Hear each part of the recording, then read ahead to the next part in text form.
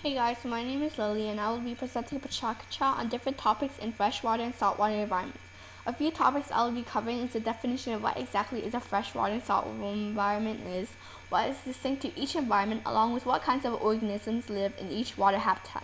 I will also be addressing the effects that humans impose on these environments and my own personal ecological footprint. Now, what is a freshwater environment? Well, you guessed it, it is a body of water having low to almost no salt in it. Not only that, but at most times the water is free-flowing and not frozen. This is a key survival for many different types of organisms, including man itself. Freshwater environments include lakes and ponds to rivers and bogs. What a freshwater environment is, you should probably get a good idea of what a saltwater environment is. Now the name says it all. A saltwater environment is a body of water that contains salt. Now an example of this is the ocean. Now there are exceptions such as an estuary where the water contains a mixture of freshwater and saltwater. You may be wondering what are the different types of freshwater and saltwater environments. Well, there are many different types of freshwater environments and they range from lakes and rivers to ponds, streams, and bogs. Now while there are many different types of freshwater environments, there are not many different varieties of saltwater environments. There is the biggest body of water, the ocean.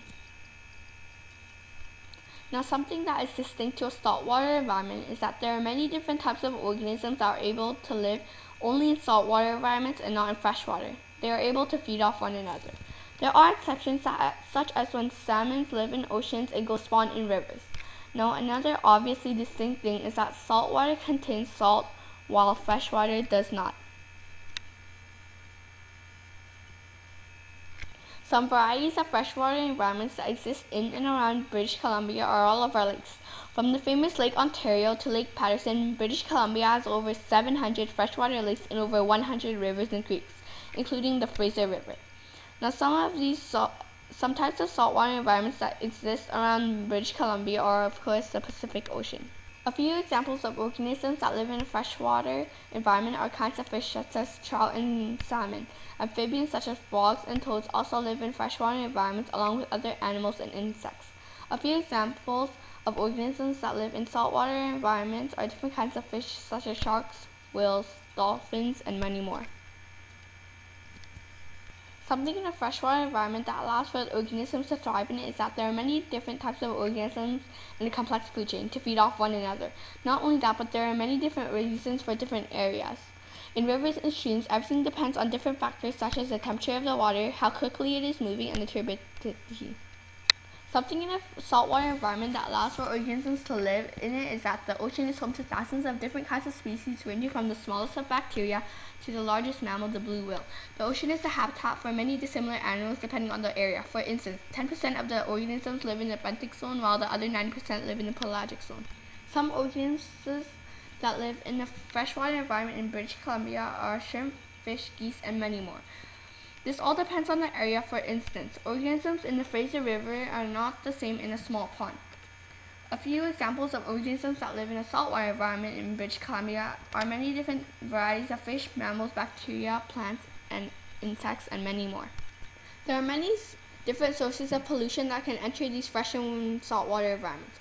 For example, just changing the motor oil in your vehicle or yacht can affect some nearby body of water because of leaking or improper disposal.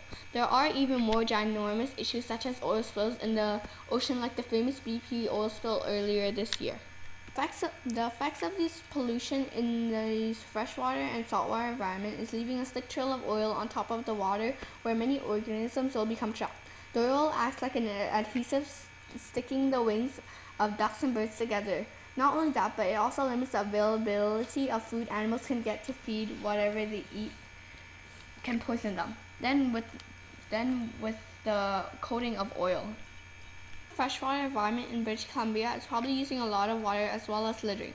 The effect of everyone living in the vicinity of British Columbia is that for adults, changing the oil in vehicles and oil leaking from them adds up in the long run. Also, careless littering is everywhere. Not only that, but chemicals rising into the atmosphere will fall down in the form of dissolved materials. The acid precipitation can affect the quality of the water along with the forestry as well. Now here's a quiz that took telling me the amount of water I used a day. Many of us just think that we use water to shower and drink, but I found out that the material items you buy every day uses water as well.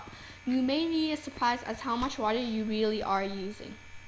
Now I'm going to branch off of water for a bit and talk about my energy usage. We all know that the so-called swirly light bulbs are more energy efficient, but do we really know by how much? The choice between CFLs and incandescents obviously are CFLs. Many of us have switched to CFLs, and that is a very wise choice, and now I will tell you exactly why.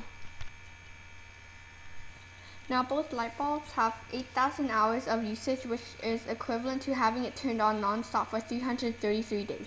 But something you may not have heard of is that the incandescent light bulbs uses 60 watts of electricity, while CFLs only uses 13 watts. That is a 47 watt difference.